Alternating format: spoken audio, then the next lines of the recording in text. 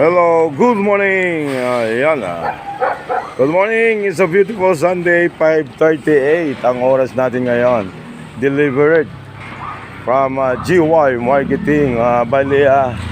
Tamang assist tayo sa ngayon. Makita natin yung double park. Ito yung mga concern ko sa ngayon kasi nahihirapan yung malalaking trackings na katulad nito. From galing pa kayo, sir, ng? Nueva Ecija. Cabanatuan din nadaanan nyo, ano?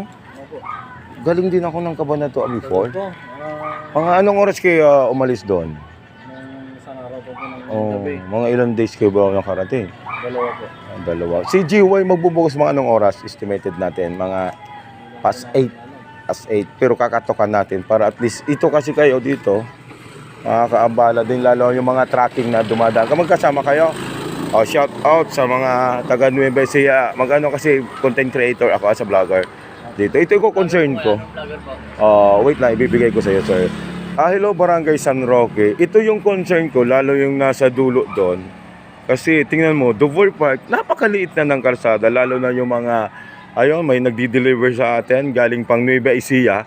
Nahirap sila magpatakbo. Kasi nga naman, maraming masasagi, ano? Left and right. Then shout out ko rin yung mga wiring natin dito, mga cable wire. Sobrang baba na, kailangan pwede naman natin i-transfer sa taas yun.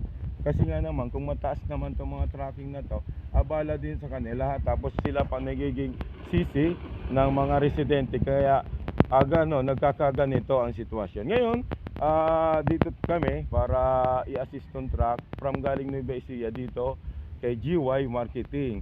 Ito si GY talagang napakalaki din ang business nito. Wholesale retail. Halos dito pa taga Nueva Ecija pang nidi-deliver sa kanya. Now hiring, ano po?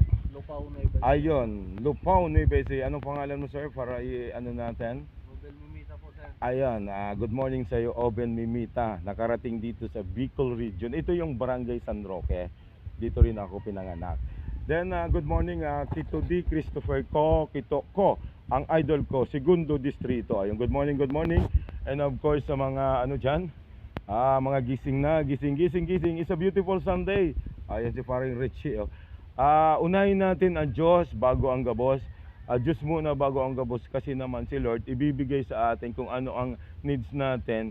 God's plan talaga. Yun muna ang pinaka-update ko. Bibigod TV Ron at araw nagsasabing mabuhay Bicolandia, mabuhay Pilipinas, and mabuhay Barangay San Roque. Ayun. Thank you so much, guys.